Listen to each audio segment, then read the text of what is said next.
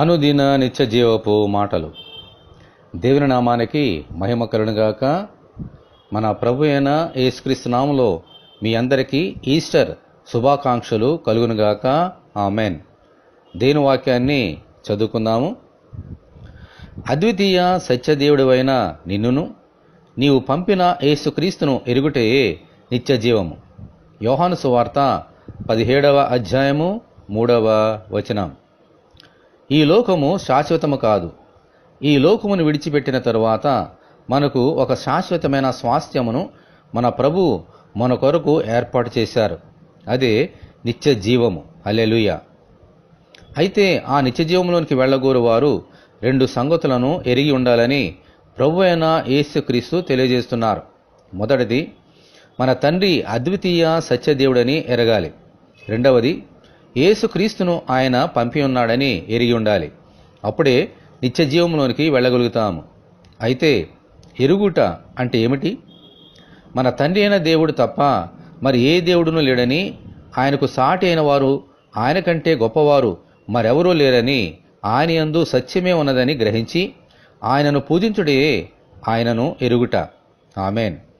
యేసుక్రీస్తు మనుషుడు కాదు. ఆ తండ్రి పంపి ఉన్న దేవుని కుమారుడని నమ్మి ఆ ప్రభునందు ఆయన మరణ పునరుద్ధానములయందు విశ్వాసముంచుటే ఆయనను ఎరుగుట.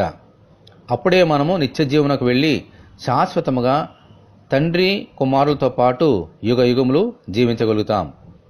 ప్రభువా, మీ యందును తండ్రి యందును విశ్వాసముంచి మీతో సదాకాలము జీవించినట్లు అనుగ్రహించమని ప్రభు అయిన యేసుక్రీస్తు ద్వారా మనమందరము దేవుని ప్రార్థన చేసుకుందాము. ప్రభువా, మీరు అద్వితీయ దేవుడునైనా, నీవు తప్ప మరి ఏ దేవుడు లేడని మేము ఎరిగి తెలుసుకున్నాం. మీరు పంపిన యేసుక్రీస్తే నిజమైనటువంటి రక్షకుడని మేము ఎరిగి తెలుసుకున్నాం. అందుచేతనే మా పాపల నిమిత్తము యేసుక్రీస్తు శిలువలో చనిపోయి ప్రభువా తిరిగి 3వ దినమున లేచి ఉన్నారని నమ్ముచున్నాం. ఆయన లేచుట ద్వారా మేము కూడా తిరిగి లేస్తామని, సదాకాలము మీతో పాటు నిత్యజీవములో ప్రవేశిస్తామని మేము నమ్ముచున్నాం. ప్రభువా, ఈ మరణ పునరుద్ధానములందు మేము కూడా పాలు పంపులు పొందినట్లుగాను మా జీవితాన్ని మీకు సమర్పించుకొని మీరు తిరిగి లేచినటువంటి అనుభవంలోనికి మేము కూడా వచ్చినట్లుగా ఈ వాక్యం వింటున్న బిడ్డలందరినీ మమ్మలను దీవించమని యేసు అతి పరిశుద్ధమైన నామములో ప్రార్థన చేయుచున్నాము తండ్రి. ఆమెన్. ప్రభు అయిన యేసుక్రీస్తు కృప మనకందరికీ తోడే ఉండి నడిపించునుగాక. ఆమెన్. అందరికీ ఈస్టర్ శుభాకాంక్షలు. పరిశుద్ధ దేవుని మందిరం.